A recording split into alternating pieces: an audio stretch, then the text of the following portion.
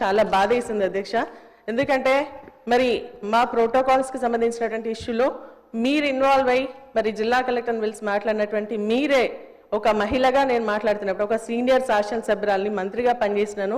నేను ఎక్కడ కూడా అన్పార్లమెంటరీ మాట్లాడలేదు. ఎందుకంటే సభలో చాలా మంది ముఖ్యమంత్రి, మంత్రులు, సభ్యులు అందరూ కూడా మాట్లాడినా కూడా ఇక్కడ ఉన్నటువంటి కొత్తగా ఉన్నటువంటి శాసనసభలో కూడా నేను చెప్తాను అధ్యక్ష, ఇది ఇట్లా మాట్లాడాలా, 0 అవర్లో ఒకటే సబ్జెక్ట్ మాట్లాడాలా, మనం మాట్లాడద్దు అని చెప్పేసి చెప్పేటువంటి స్టేజ్లో ఉన్నటువంటి నన్ను మరి మీరు నేను ఏదైతే మాట్లాడినరో నాకు చాలా బాధ అనిపించింది అధ్యక్ష. ఎందుకంటే నేను ఓన్లీ సబ్జెక్టే మాట్లాడినాను అధ్యక్ష, సబ్జెక్ట్ని మించి నేను ఒక్క విషయం కూడా బయటికి జరగలేదు. మరి అటువంటి సమయంలో మీరు మాట్లాడినటువంటి మాటలు నిజంగా చాలా చాలా బాధ అనిపించింది అధ్యక్ష. నేను ఇక్కడ ఉన్నప్పుడు నాకు వినపడలేదు అధ్యక్ష, ఎందుకంటే అల్లరి చేస్తాను ఇక్కడ అక్కడ అందరూ కూడా అల్లరి చేసినప్పుడు మాకు వినపడలేదు. మేము వాకౌట్ చేసి బయటికి వెళ్ళిన తర్వాత అక్కడ ఉన్నటువంటి మా సభ్యులు చెప్పి మిమ్మల్ని ఇట్లా స్పీకర్ గారు అన్నారని చెప్పేసి నాకు వీడియోలు చూపిస్తే నాకు చాలా బాధ అనిపించింది అధ్యక్ష. ఎందుకంటే నేను ఎప్పుడు కూడా ఎవరితో ఒక మాట పడనిదని, మరి ఎవరితో ఏలెత్తి చూపించినటువంటి వ్యక్తిని కూడా కాదు అధ్యక్ష. నేను డిసిప్లిన్గా క్రమశిక్షణతో మరి ఎక్కడున్నా కూడా లాయల్గా ఉండడం నాకు అలవాటు అధ్యక్ష. కానీ మీరు నేను తప్పేం మాట్లాడిన అధ్యక్ష, మరి మీకు ఎందుకు వినబడేది కాలేదు నాకు అర్థం కాలేదు. ఇక్కడ నేను ఉన్నది మరి నా ప్రజలు, నియోజకవర్గానికి సంబంధించినటువంటి ప్రజలు నా పార్టీ అవకాశం ఇస్తే గెలిచి ఇక్కడ వచ్చినాను అధ్యక్ష. నేను ఇక్కడ మాట్లాడేది నా నియోజకవర్గ ప్రజలకు సంబంధించినటువంటి సమస్యలు, అక్కడ ఉన్నటువంటి ప్రభుత్వానికి సంబంధించినటువంటి ఇష్యూస్ ఏవైతే ఉన్నాయో వాటిని ఎత్తి చూపిస్తూ ఇవి చెయ్యండి అని చెప్పేసి సలహాలు ఇచ్చేటువంటి అపోజిషన్ పార్టీలో ఉన్నాను అధ్యక్ష. అదే విషయం నేను నిన్న మాట్లాడినా తప్ప మరి ఎక్కడ కూడా నేను డీవియేట్ అయ్యి మాట్లాడలేదు, అన్పార్లమెంటరీ మాటలు మాట్లాడలేదు. అయినప్పటికీ కూడా మీరు నన్ను ఉద్దేశించి ఒక మహిళగా నన్ను ఉద్దేశించి మాట్లాడినటువంటి మాటలు నిజంగా నాకు చాలా చాలా బాధ అనిపించింది అధ్యక్ష. మరి అది మీకు మంచి అనిపిస్తే మీరు రికార్డులో ఉంచండి అధ్యక్ష, లేదు అంటే మరి దాన్ని విత్డ్రా చేసుకోవాల్సిందిగా నేను కోరుతాను. ఎందుకంటే సభాపతిగా మా హక్కులు కాపాడాల్సినటువంటి బాధ్యత మీది.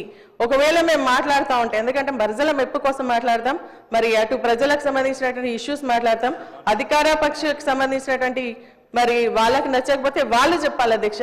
నేను మాట్లాడేది బాగాలేదని చెప్పేసి వాళ్ళు చెప్పాలి. కానీ ఈ సభ మనందరిది అధ్యక్ష.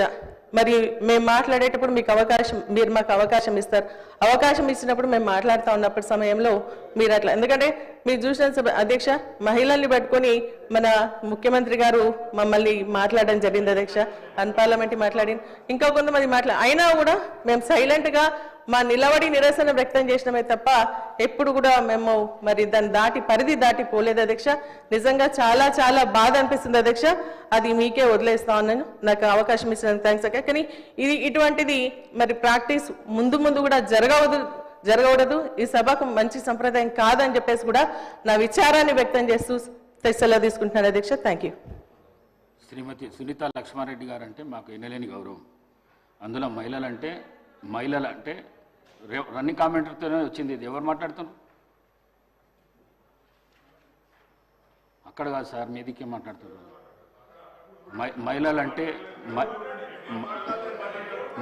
మహిళలంటే ఎన్నలేని గౌరవం నాకు 8 మంది సిస్టర్స్ ఉన్నారు.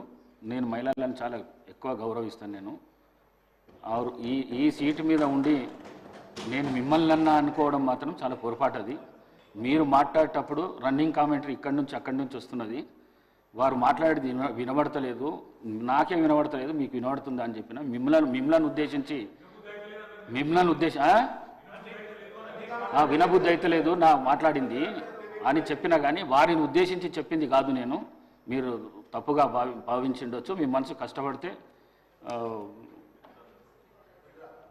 విత్డ్రా చేసుకుంటారు.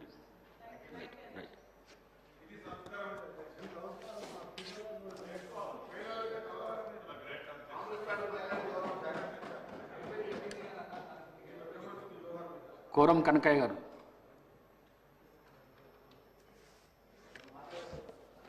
ధన్యవాదాలు అధ్యక్ష.